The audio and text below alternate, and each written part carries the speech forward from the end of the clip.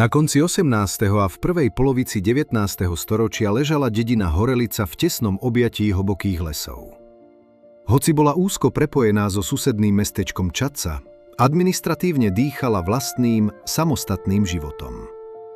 Pod čačiansku správu patrila iba ako filiálka veľkej farnosti, s čím bolo spojené aj dedinské školstvo. Starý kostol a drevené školské lavice v Čadci tak predstavovali duchovné centrum pre mnohých obyvateľov tejto osady.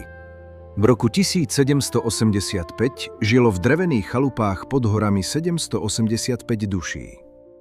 Život v osade pulzoval pracovným ruchom a počet obyvateľov postupne rástol.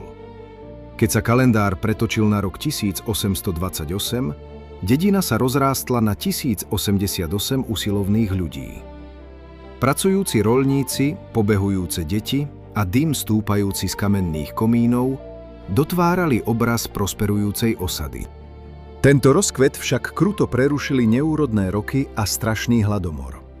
Prázdne polia, vysušená zem a nedostatok chleba si vyžiadali krutú daň. Počet obyvateľov začal rapídne klesať a do roku 1857 sa znížil na 831 osôb. Vyčerpané rodiny so smútkom v očiach pochovávali svojich blízkych a hľadali akúkoľvek nádej na prežitie. Mnohí sa rozhodli opustiť svoje rodné domy a v roku 1835 sa vydali na ďalekú cestu na Dolnú zem. Ich kroky smerovali do neznámej Krašovskej stolice. Zbalili si len to najnutnejšie na drevené vozy a so slzami v očiach kráčali po prašných cestách. Medzi odchádzajúcimi bol aj miestny kováč Šimon Honek, ktorý navždy opustil svoju vyhasnutú výhňu a ťažké železné nákove. V čele celej komunity stál vážený richtár, ktorý niesol na svojich pleciach obrovskú zodpovednosť. Bol to dôležitý prostredník, ktorý stál medzi bohatým panstvom vo vznešených kaštieľoch a chudobnými podanými v zablatených dvoroch. Musel tomiť hnev drsných zemepánov a zároveň chrániť holé životy unavených dedinčanov, ktorí od úsvitu do mrku dreli na poliach. Zostavený zoznam týchto mužov z prelomu storočí ukazuje striedanie mnohých tvári. Pavol Drlak niesol richtársku palicu v roku 1770. Neskôr ju prevzal Jozef Hruška v roku 1777 a hneď po ňom Ondrej Drbušek. Boli to tvrdí chlapi so zvráskavenými tvárami, ktorí pri svetle blikajúcich sviečok riešili každodenné spory o pôdu a dobytok. Vedenie dediny prechádzalo z rúk do rúk. Martin Vojtec nastúpil v roku 1781. Na konci 18. storočia úradoval Matej Čarnecký. Začiatkom 19. storočia dedinu viedli Jozef Sventek a Ján Mravec. Pevným krokom prechádzali po zablatených uliciach a prísnym pohľadom dohliadali na poriadok medzi hlučnými obyvateľmi, kým vonku fúkal studený horský vietor. Dlhé roky vrátane ťažkého obdobia okolo roku 1830 stál na čele Ján Nemčák. Neskôr úrad prevzal Ján Bukovan a po ňom Juraj Nemčák. Po ňom opäť Ján Bukovan. Rovnako dôležitou postavou v obci bol notár, v ktorého rukách spočívala moc písaného slova. Tento vzdelaný muž často zastával aj funkciu obecného učiteľa a so svojím husím brkom a čiernym atramentom vybavoval listiny. Písal dokumenty nielen pre samotnú obec, ale pomáhal aj obyčajným roľníkom, ktorí nikdy nepoznali tvary písmen na starom papieri. Medzi známymi notármi sa zapísal Jozef Ďuroška v roku 1770 a neskôr Ján Menkina. V 19. storočí nad hrubými knihami sedeli Jozef Babuliak, Ján Sýkora, Šimon Nemčák a Ján Hernaj. Posledné spomínané roky úradoval Jozef Nemčák. Ich izby vždy voňali po zaschnutom atramente a horúcom vosku z úradných pečatí. Práve rodina Nemčákovcov predstavovala v dedine mimoriadne významný rod.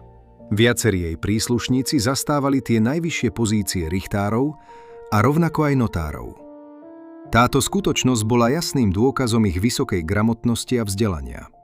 V tých časoch išlo o vzácny jav, keďže mnohé iné obce si kvôli negramotnosti vlastných ľudí museli hľadať vzdelaných notárov z cudzích, ďalekých krajov. Zásluhu na tomto rodinnom úspechu mal pravdepodobne vyšší spoločenský status Michala Nemčáka. Panský súpis z roku 1794 ho spomína ako panského hájnika.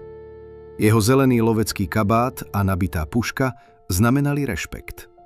Dobré postavenie u panstva mu umožnilo poslať svojich potomkov k starým knihám, zatiaľ čo iné deti museli do úmoru pracovať s motikami na kamenistých hospodárstvách. Obecné záznamy odhaľujú aj presné finančné odmeny pre vedenie dediny. Ročný plat hlavného richtára predstavoval úctihodnú sumu 25 zlatých. V roku 1839 dokonca richtár dostal mimoriadnu odmenu ďalších 20 zlatých. Bola to štedrá odmena z panského stola za jeho nesmiernu usilovnosť a ukážkové gazdovanie s plnými vrecami obilia. Každý zo 4 prísažných, ktorí pomáhali pri správe obce, si domov odniesol ročný plat 6 zlatých. V obzvlášť náročných rokoch si dedina volila aj 5. prísažného muža, ktorý poberal odmenu 4 zlaté. Títo muži trávili dni obchádzaním gazdovstiev a počítaním dobytka, aby spravodlivo rozdelili ťarchu panských poplatkov. Obec vyplácala peniaze ďalším dôležitým pracovníkom. Dvaja zvonári, Ján Sventek a Michal Zborovan, dostávali 10 zlatých ročne za to, že ťahali ťažké laná veľkých zvonov.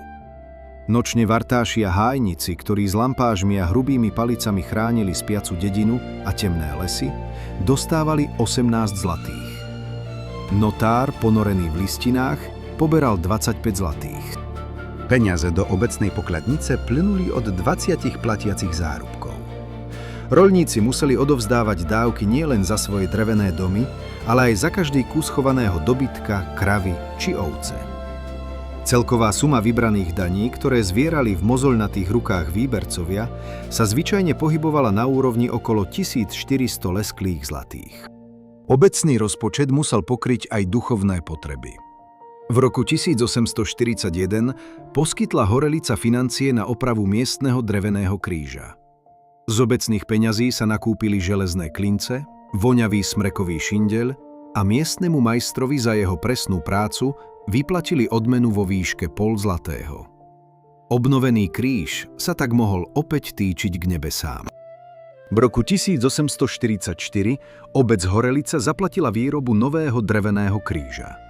Tesár ho osadil vysoko na veternom vrchu Prašivá.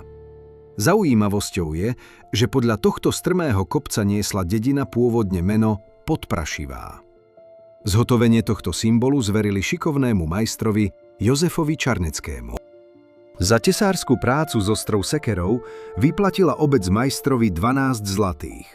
K tomu musela financovať aj stavebný materiál. Za hrubé drevené kmene a narezané dosky vyplatili z pokladnice 2 zlaté a 15 stotín z ďalšieho zlatého.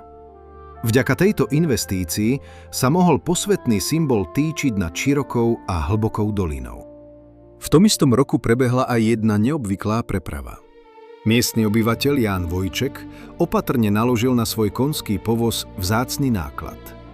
Išlo o obrovské a krehké píšťaly kostolného organu, ktoré viedol na dlhú opravu z Čadce až do vzdialeného Rajca. Za túto mimoriadne zodpovednú jazdu po hrboľatých cestách inkasoval odmenu 10 zlatých. Vzdelávanie detí bolo pre obec tiež položkou. V roku 1845 zaplatili dedinčania zručnému tesárskému majstrovi Malárovi.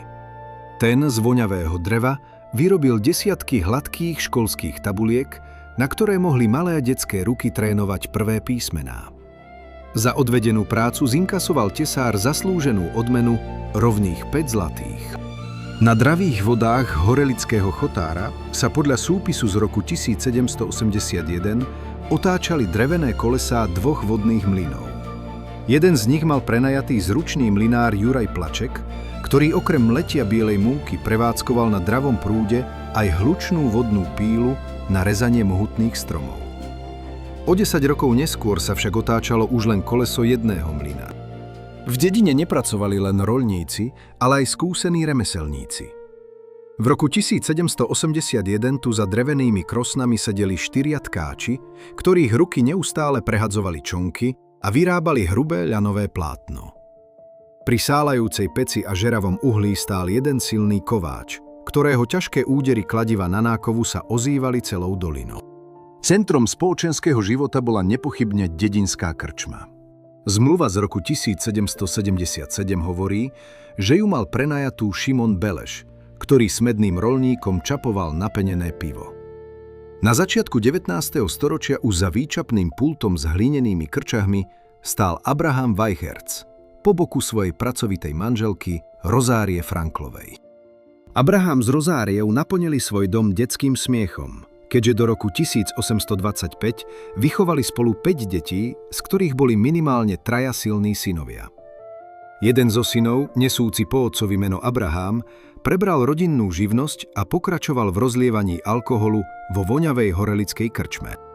Jeho brat Samuel sa v 40. rokoch 19. storočia pustil do náročného biznisu s tvrdým drevom. Spolu s niekoľkými spoločníkmi dokázal podpísať zmluvy a stal sa hrdým nájomcom hučiacej vodnej píly v nedalekej Oščadnici. Tam sa celými dňami ozývalo praskanie prerezávaných kmeňov padnutých lesných obrov. O lukratívne rybárske právo často prejavovala záujem aj obec Horelica. Pomedzi spory sa obci predsa len podarilo získať tento vzácny nájom, a to aspoň na krátke obdobie v rokoch 1817 až 1819. Dedinčania tak mohli v tomto čase slobodne zaťahovať mokré siete, plné čerstvých úlovkov. Nalievanie alkoholu unaveným mužom bol výnosný obchod. Panský súpis o predaji z roku 1832 prezrádza, že okrem hlavného krčmára, Weichertza, tu svoje barely s pálenkou predávali aj Pavol Brižik, Jozef Hausík a Viktor Blahušiak. Neboli to však krčmy, ale len podomový predaj panského alkoholu.